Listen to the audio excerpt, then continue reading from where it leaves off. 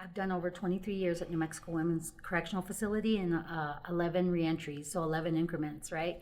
So I did life on the installment plan, I like to say. And it wasn't until my last incarceration in 2016, I was, well, it wasn't until about 2017, I went from Springer Correctional to Western Correctional in Grants, and I was a peer support worker inside, and I did faith-based sign and dance and things of that nature. And every afternoon at 4 o'clock, I used to go to my cell in Unit 7, and I would work out after they did count. So we usually had about an hour to work out for count. And so I did that, and I had music in my ears, and I was doing burpees for count. And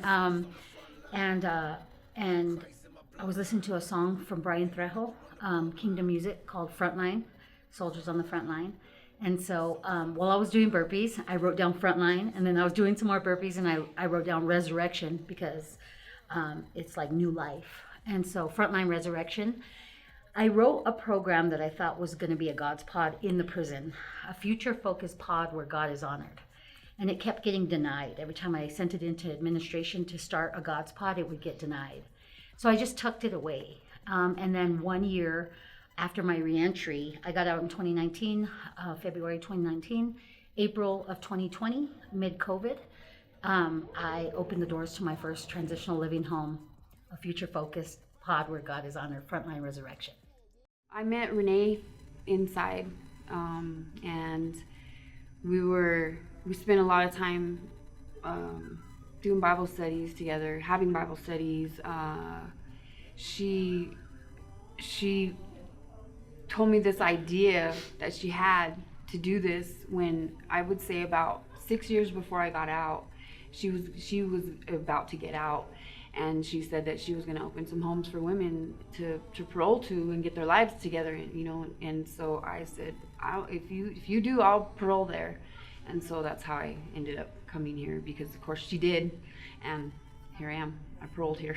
I'm one of the internal CSWs, so I help the women that live at Frontline Ressurection on a day-to-day basis, you know, help navigate like reintegrating into society, you know, and sober, of course, with their walk with God. We help them get certified and trained up, you know, in things so they can go out into the community and become leaders in the community. So now I'm I work for Frontline. I'm an assertive outreach and trauma recovery. I'm a CSW here with Frontline for the drop-in center. Yes. And what is that? What do you do? So we go into the highways and the byways of Albuquerque. You know, we go try to reach people that were in our same predicament and pull them out of addiction. You know, just meet them where they're at, whatever they need. You know, whether it be rehab, housing, clothes, or just prayer. Because I'm a woman in long-term recovery, I'm a woman in reentry myself all my life, right? My first incarceration, I was 12 years old. I went through the juvenile justice system. I then, at 18, got my first sentence.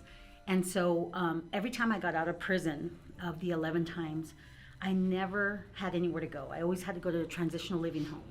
And so the 11th time I finally got out to my cousin, first time ever. And so every time I get to house a woman who's either coming out of prison or off the streets or out of a bad relationship, it's almost like I'm giving back to all the many years that I took. And so with every year we've grown, we've multiplied, and now have 7 homes. And I think we now house not only women, but women and their children. And so it's evolved into more than just transitional living, right? We're doing life recovery, and I think we're doing it pretty well. Well, I was tired of the in and out, and it was the lengthy sentence that got me, and it just God opened my eyes to see that the life that I was living was not gonna cut it, you know, and so I needed a turnaround. It's given me an opportunity to not have to hurry and hustle and make things happen. It's giving me a time to breathe, like to breathe and to figure out what I want to do, who I am in Christ for one, and what I want to do with my gifts and my talents that God has given me. It's given me a place to be, and not just a place, but places, you know, because I have, not only do I live in the graduate home right now, I had a place to parole to, I have a place to work, I have a place to do my creative ventures, my creative exploits that I do. It's giving me a place, a home, a community, you know, support, just wisdom, wisdom leaders, you know. It's helped me so much. Frontline has transformed my life. Not just because of, you know, giving me an opportunity with the job, but just, you know, the faith walk here and everything it stands for. It's helped me grow so much, and it's, you know, you see transformation on every day through these women's lives. What has Frontline done for me? Frontline has helped me find God, sobriety, change my heart, change my whole life. It's done everything for me. It's my saving grace.